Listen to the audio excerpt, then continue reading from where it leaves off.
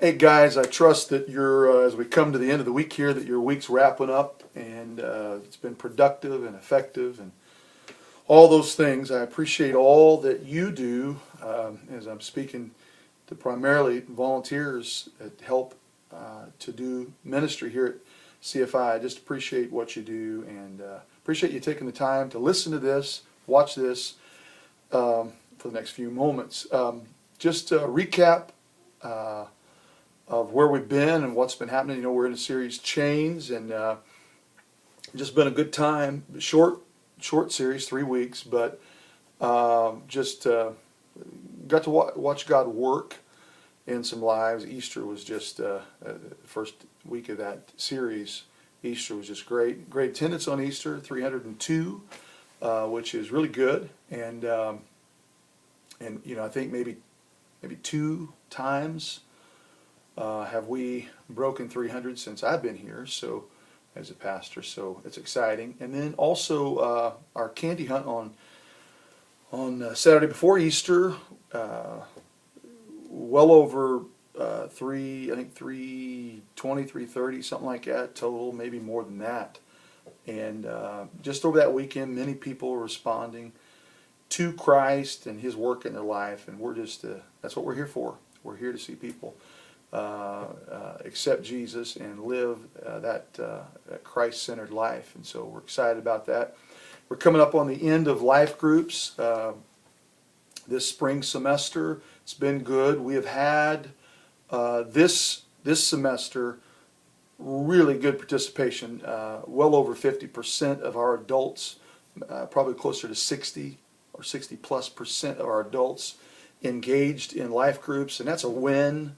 Really good, and just the testimonies that have come from those has been just tremendous, and so we're thankful for that. Just good stuff.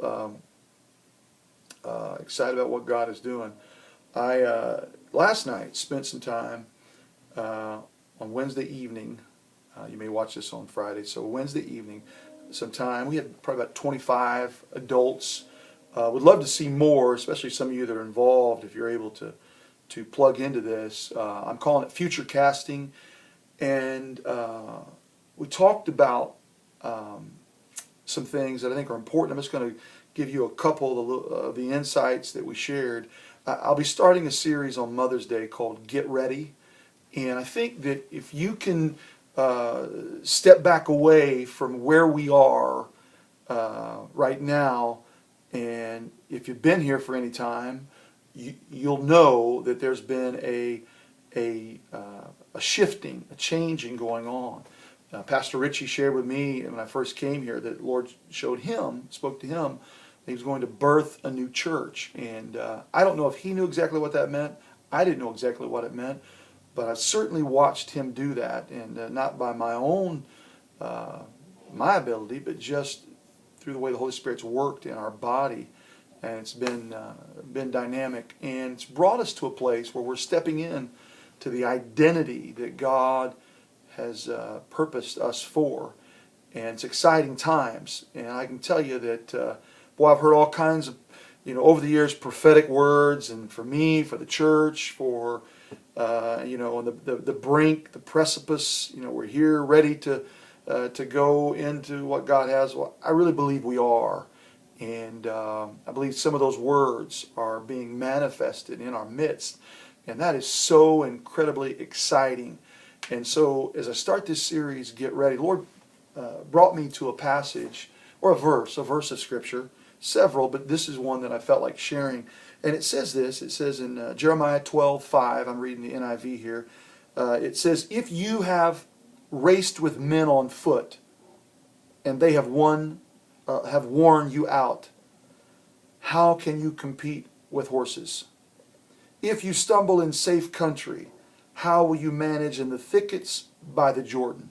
Again, just real quickly, if you've raced with men on foot and they've worn you out, how then are you going to compete with horses? And if you stumble in safe country, then how are you going to manage in the thickets by the Jordan? And I think that as I read that and as I grab it, certainly understanding that where we've been, the the victories that we've enjoyed and experienced, those are only preparation for where we're going. But I also know that we've got to assemble ourselves together to take the next hill, the next mountain, if you will, for the next level. And we got to get ready. And so I'm going to spend some time talking about that. And some of those things, you know, I thought about why does revival tarry, a great book by Leonard Ravenhill, and why don't we see God do some things we'd like to see. And we always come back to this. Number one, the thing that will hinder revival is sin. Secondly, prayerlessness. Thirdly, unity. And I'm not saying they're all together in that order. But as I challenged them on Wednesday night, I will challenge you as leaders, as volunteers here, as people that are owners in the house. You take some ownership here of where we're going, the vision, and you're helping to make it a reality. I challenge you to do some self-examination, some evaluation introspectively of your life. And I challenge you in the area of any known sin. Well, let's get that out and ask the Lord, search me, Lord. And secondly, prayerlessness. We've got to be a praying people. What I find is, and if you read the early part of the book of Acts, you find that when people are praying, they're in unity. And unity is simply that when we come together as one. And Jesus prayed in John 17, the world, they're not going to know the love of God until they see us as one. 5 times in John 17, he issues the prayer to the Father. Make them one as we are one. And that unity is so vital. And we're approaching a time, as we talk about get ready, and this new series will start on Mother's Day, of preparing for where we're going, so that when we get there we are able to race with the horses. We are able to manage the thickets that we'll experience. And one of those areas we're going to talk about is prayer and the importance of it. And it brings unity. When we're focused on Him, we suddenly don't see the lack that's in each of us. And so I know I went a little longer on this video, but I appreciate you watching it and listening, and let God speak to you as leaders and volunteers serving here at CFI so that we can be ready. Thank you.